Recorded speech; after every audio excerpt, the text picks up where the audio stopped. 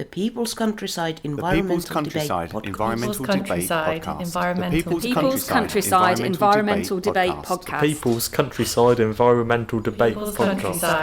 People's Countryside Environmental Debate Podcast. Why does time move in only one direction?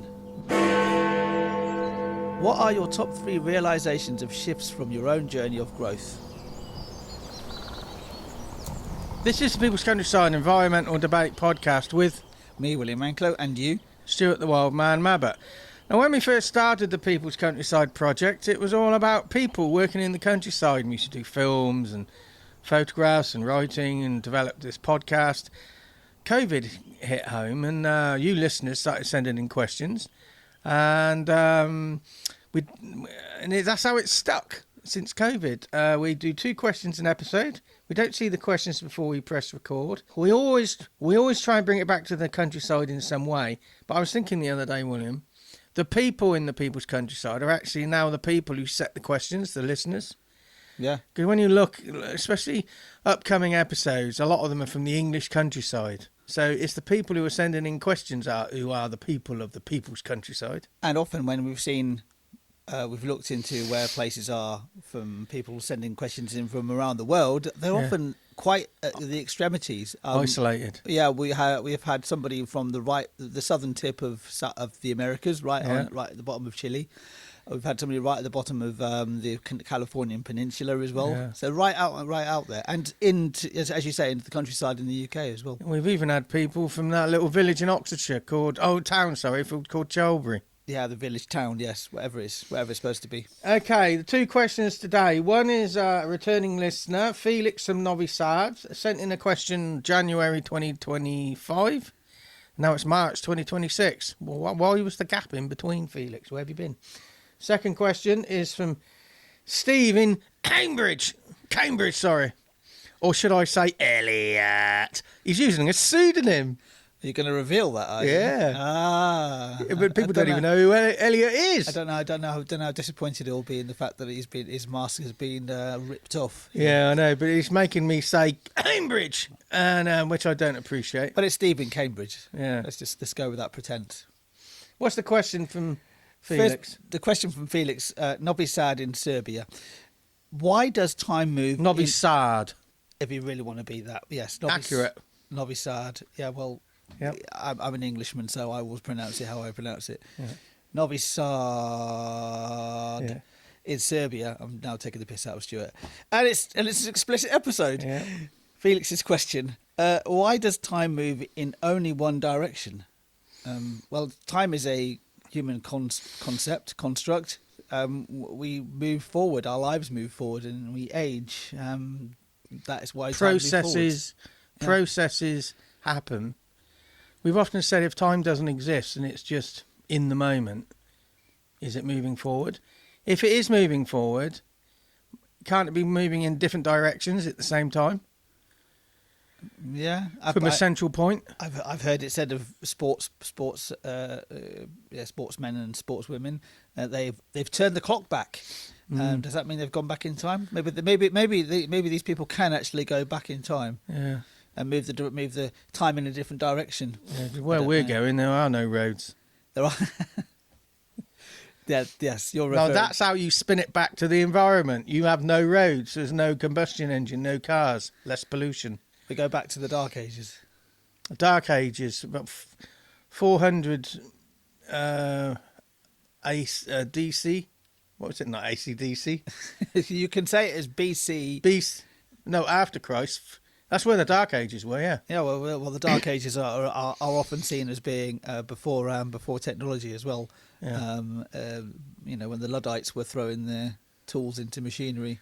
Yeah, when Hedley Thorne used to be directing the aeroplanes with no computers. That was the Dark Ages. Yeah, he just had flags and fire. Yeah, semaphore. Yeah, exactly. Yeah. Are we going off the topic here? Yeah, well, I think that's all we can really say on it, because it's sort of, why does it move in one direction? Well, it might not be moving at all. We assume it's moving in one direction. Processes drive it to what if it is moving. And can't it be moving in more than one direction at any one moment in time? How do we move this back to the environment? Well, as I say, Let's go where there are no roads. Also that you can actually, even though the environment moves in one direction, it is a process itself. You can actually affect that process by your own actions. Yeah.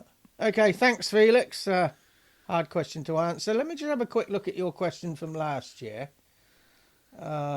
He's digging back into the past. This might take a while. The question last year was the installation of disabled access shouldn't be just about disabled people. It should be about all of us. As when we all get older, we might need these facilities. That's how to market it. It's not for them, it's for all of us. A very different question. That's a more answerable question, Felix. But thanks for sending it in. So yes, Stephen Cambridge's question's next. Cambridge. And it's quite chilly where he is currently. That's what I would say as well. Is it South America? Yeah, that's Chile. Yeah. So Steve, aka Elliot, his question. Elliot. Hi both. After being on my own recent journey of self-reflection and growth, I've been reflecting about how personal development and stoicism fit into modern life. There's that line in the Matrix, there's a difference between knowing the path and walking the path. It makes me wonder whether our culture's obsession with self-optimization has made us better at knowing the path but worse at walking it. Do you think this clashes with genuine self-acceptance, and can stoicism still work in a world that encourages emotional openness? On a personal level, what are your top 3 realizations of shifts from your own journey of growth? Thank you. Do you reckon Steve Elliot would be willing to come on? Oh, we could always ask him. Because this really question, if this was presented to me on a live radio show, I'd want to not discuss it. I'd want to discuss it with the person, because there's lots of personal, I would say, turmoil, consideration in there. Yep. But we're giving that. We'll give an open invite then to Steve, aka Elliot, to come onto this podcast. I'll have a chat with him off air. I know him. Yeah. Off air. Well, not live, William. Outside the recording. Yeah. Give him a ring. E.T. phone home. Yeah. Right. So, do you want to break this? You like to generally break these things down into parts, don't you? Break it down, exactly. Do you want to break it down into those component parts? Okay, I'm doing that now. You as in you, Stuart, not you as in that you sat there eating a toffee crisp, sat on the toilet. The first bit. If you want something sensible, don't listen to this podcast. The first part is, after being on my own recent journey of self-reflection and growth, well done. I'm not patronising, just saying well done. I've been reflecting about how personal development and stoicism fit into modern life. First thing that comes to mind there, the perception that somebody else is stoic doesn't necessarily mean that they've done a lot of personal development. Because my mum pops up in mind there. They can just be very cold, can't they? When I never really saw her as stoic. Other people probably did. But when she passed, I made an appointment to see her doctor, who was at my doctor's surgery. But I've never seen her. Dr. Fairley, her name was. My mum used to treat her like a god.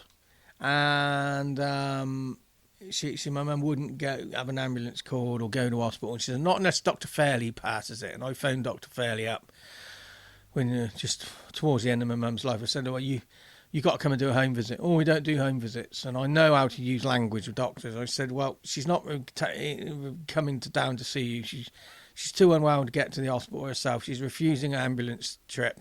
If you don't come today, she's going to be dead by the morning. And she was there. So use language.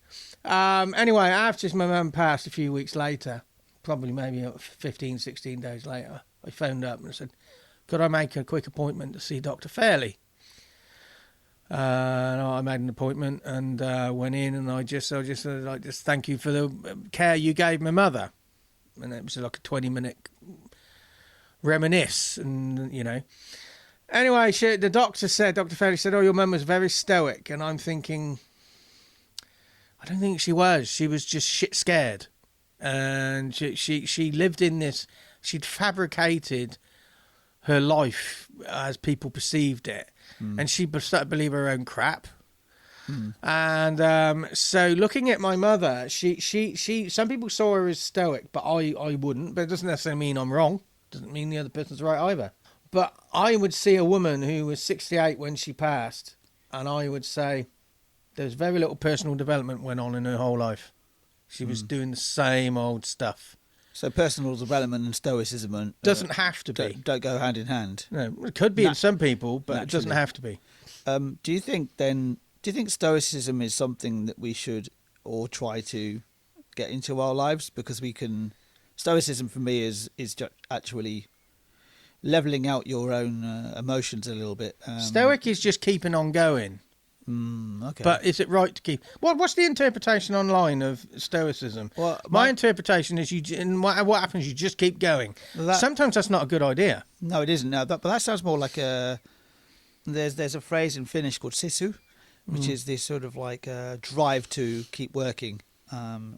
Stoicism probably.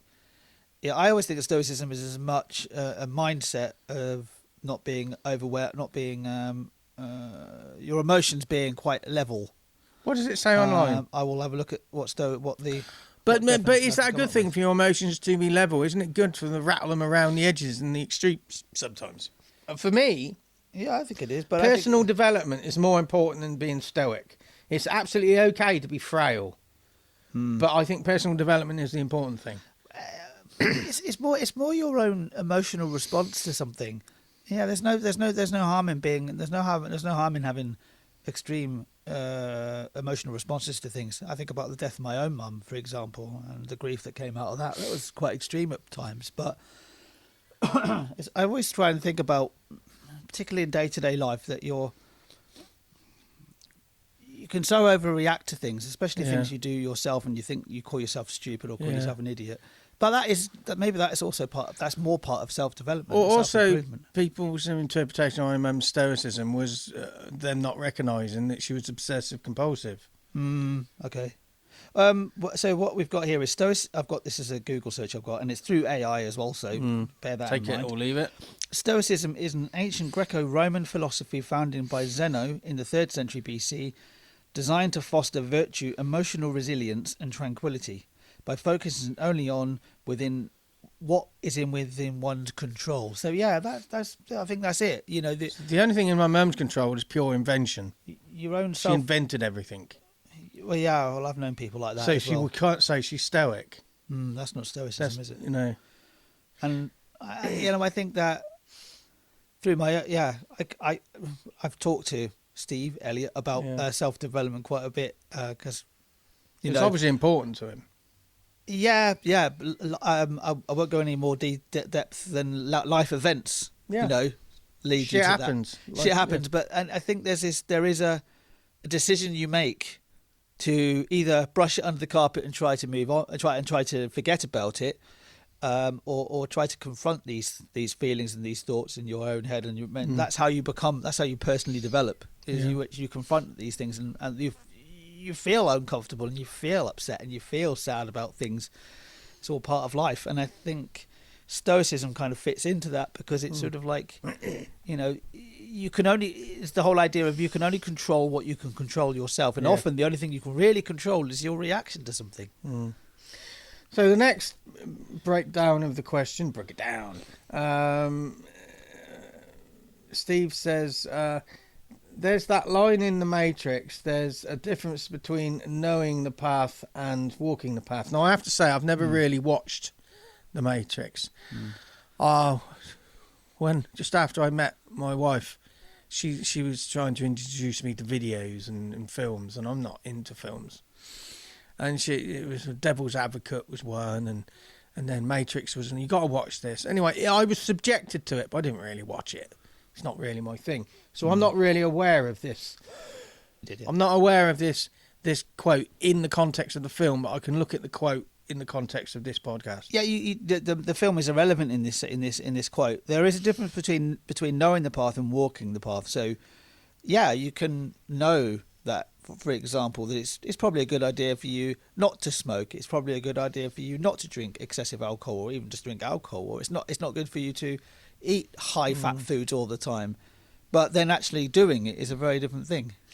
I would say it's okay. There's a difference between knowing the path and walking the path. It's also okay to not know the whole path and to come off the path sometimes, and to not know where the direction of the path is going. It's just an awareness there is a path. Yeah, and that was yesterday. I was doing some brainstorming about a business idea I've got, and I was just writing by hand actually most of the day.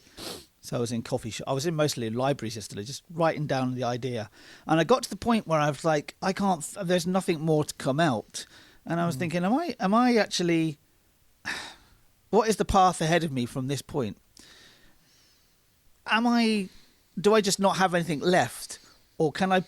Is there something more beyond that? Because at that point, I'd actually set the path out in front of me. I'd set my expectations out about what I was going to do, about which are dangerous things. I had the theme. Yeah, well, it's a plan. Yeah, it's a theme. As long as it's only a plan and it's not something you're emotionally stuck to. No, but it was just something. Okay, yeah. This idea is formulating in my head. I need to get the idea out, but I need to formulate it by writing it down. And I got to the point where I was like, it almost felt like writer's block. And I just investigated that blockage. And it was the conclusion was that sometimes it is good to push through that extra. Yeah, sometimes that block. And then it creates the path in front of you. Sometimes that block doesn't mean it's an end, it's just a block. So you just have to wade through the crap. Yep. And then let things start to flow again. Exactly, yeah. But that's exactly what I did, yeah. And if nothing comes, nothing comes. That's fine. Yeah, exactly. But yeah, there is knowing the path and walking the path. And again, equally, what I say about it's okay not to know where the path is at times. It's okay to deviate off the path now and again. And be rebellious, and so just say, well, if you want to get back on, get back on. I would also say as well that we're all very unique people. I mean, we share traits absolutely, but we are unique in our own experiences. Whatever that experience is, through your upbringing, through your peers, through your friends, through your work, through all the different things that are going on there. So you actually create, in a way, you're making your own path. You can see how somebody else would walk their path, and you can take experience and you can take encouragement from that, but at the same time, you're plowing a lonely furrow. You're just doing it's you you've got to figure it out. This is an interesting bit of the question. It makes me wonder whether our culture's obsession with self-optimization has made us better at knowing the path but worse at walking it. 3 bits in there. Our culture's obsession with self-optimization. Our culture is made up of individuals who are pissing in the wind. None of us know what we're doing. None of us are getting out of this alive. And I'm not sure whether our culture has an obsession with self-optimization, or we, in the advent of social media, have a personal obsession with being perceived to have an optimal life. Has this all made us better at knowing the path by being self-obsessed? Not really, because it's focusing you too much. It's awareness of the path is the important thing. Now, if you're self-obsessed, it affects your awareness. And then the third bit is, or worse, at walking the path, because we are self-obsessed. I think we drift on and off the path anyway. I just think this self-obsession almost stops us realising there's a path, or even realising we're on or off the path. But okay, here's something to throw out there. We think we have this sort of destination we want to get to, and we think, okay, well, actually, I can see the path ahead of me laid out. I mean, this is the way I should do things, right? But actually, if you deviate off the path, it's the path. It's still the path. There is no deviation from the path. Yeah. Because your path. You're talking about the path through your own existence, through your own life. So whatever you do, you're never off the path. You're never off the path in the first place. Yeah. The other thing I'd say about your bigger plans is like I did 15 years ago. I didn't work out the path. I worked out the destiny and then reverse engineered it. That's exactly where I'm going for. And then you say unless it an opportunity somehow gets you to where the destiny is, Yeah. the end point, you Yeah. think, well, I'll put it aside for now. Yeah, I know where I want to go. Yeah, that's the more important thing. And that's what I've been defining. So the idea I've been defining is where I want to get to and where I want to be. Okay, But yeah, next bit. Yeah, do you think this clashes with genuine self-acceptance, and can Stoicism still work in a world that encourages emotional openness? Stoicism again. Okay, do you think this clashes with genuine acceptance?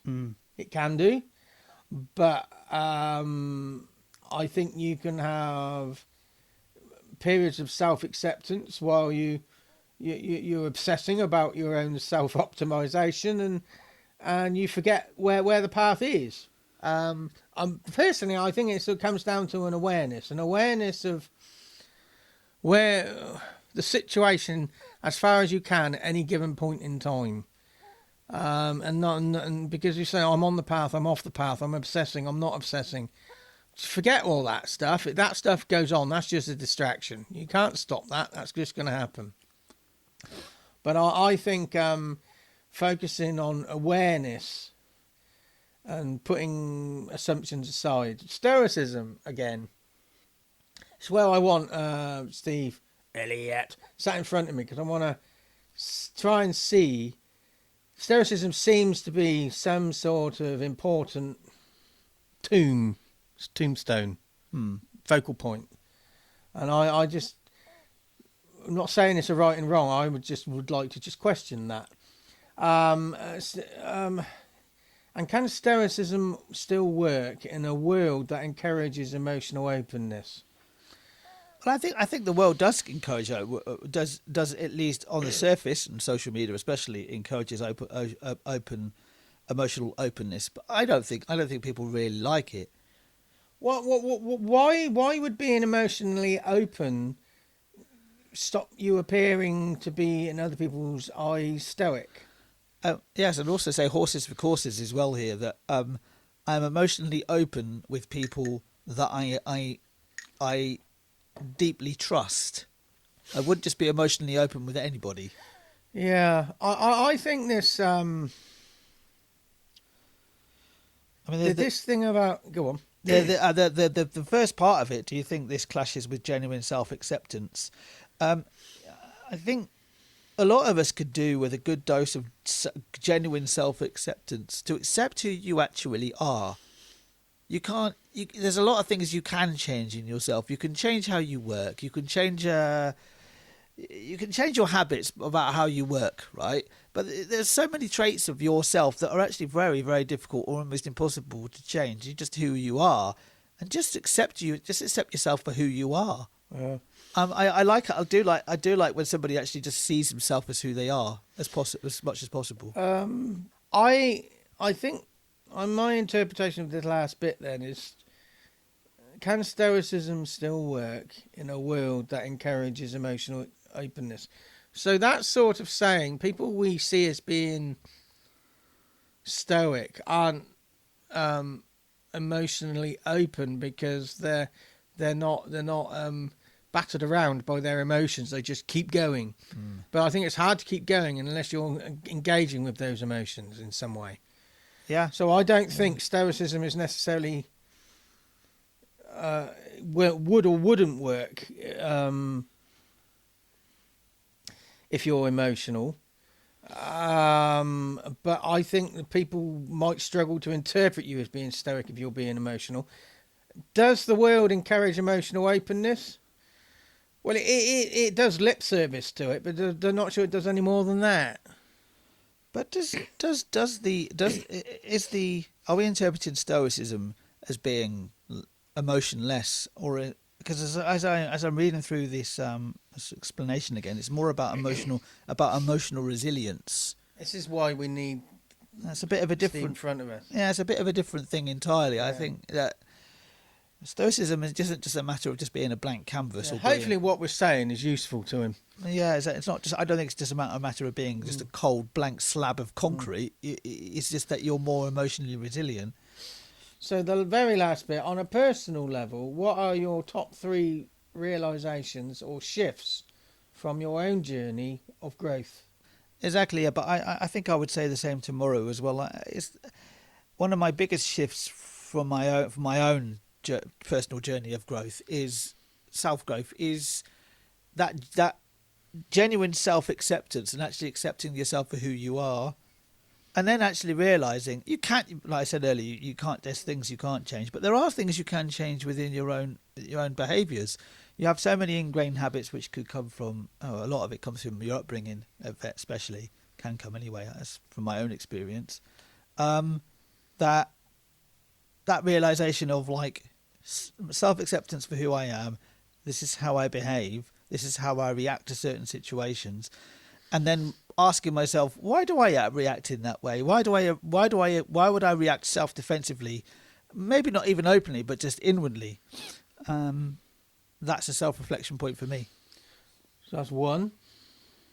Do you have one? Okay, so that's one for you. Me, I'd probably say the awareness of assumptions and biases, and to set a plan for the medium and long term. But if you have to reset every single fucking day, you have to reset every single fucking day, with an emphasis on the fucking, you know, because you just, I could get so worn down with the fact that I get up every single morning and I just cannot do anything I'd planned to do the day before. So if I can get one thing done, okay. I'm falling behind.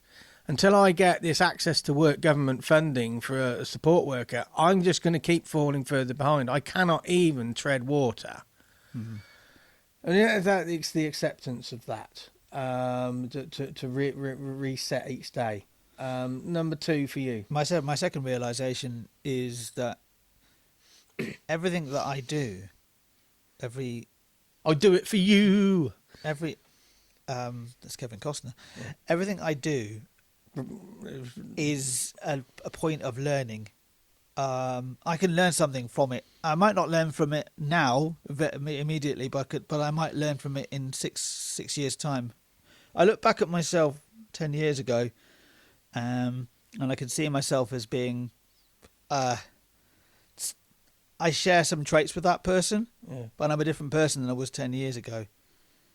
But it's every single situation I am in, I can learn from it, as much as almost like when you're in a situation talking to a stranger, you can learn from that interaction, and yeah, that's definitely a self-realization. Number two for me is you went on so long, I forgot what my second one was. Oh yeah, my triggers. What triggers me positively? What triggers me negatively? What triggers me neutrally? Triggers, biases. They're truth. Yeah, the pursuit of truth. It's all all in there. That's number two for me. My final one is about connection. That connection with other people. With experience, especially, I've realised what a good connection is when it works. I can think of several people in different parts of my life. You don't have to necessarily have a hugely deep emotional connection with somebody, for example, but I know when the connection feels right. It's a bit like most people might not remember doing this, but let's say you're tuning your radio, especially the FM radio. It's all static, and you can just about hear the radio, and then suddenly it comes into sharp focus. You can hear it clearly as anything. That's what a good connection is. There are some connections that I have and have had that are just still fuzzy. You just have to let them go. That's not important. Actually having good, strong connections, and then knowing what a good connection feels like to me. It helps. Those people will be the ones that will be there for me to support me, and I for them to support them. It goes back to the conversation we had a long time ago about what friendship was on this podcast. It was a question many years ago, it feels like, and I think it was about 2 years ago, actually. Maybe even 3. It was around about the death of my mum, roughly. I don't know about that time. And I said, well, realization of like that friendship is a form of a support network. But but I go back to the realization is that when something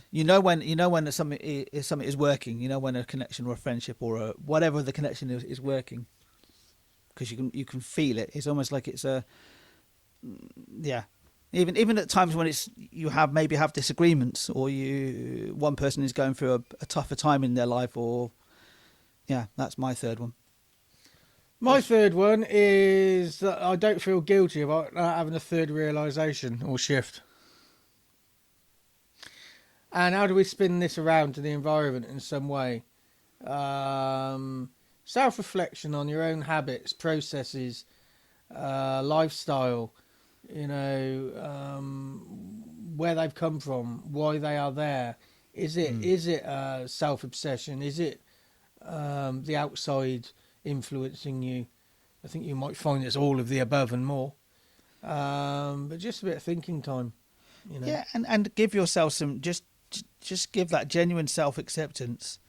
One thing that does sort of annoy me about my wife is that she calls herself an idiot quite often, because she'll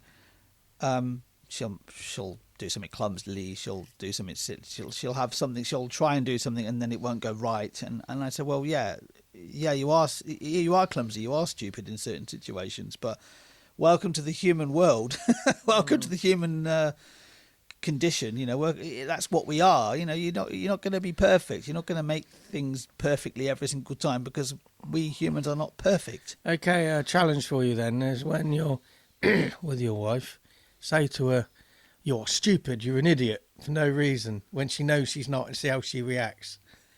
And then you say, and then you say, well, at times you used to call yourself stupid and an idiot, and I think that's ridiculous. And now I'm calling you it, you think it's ridiculous.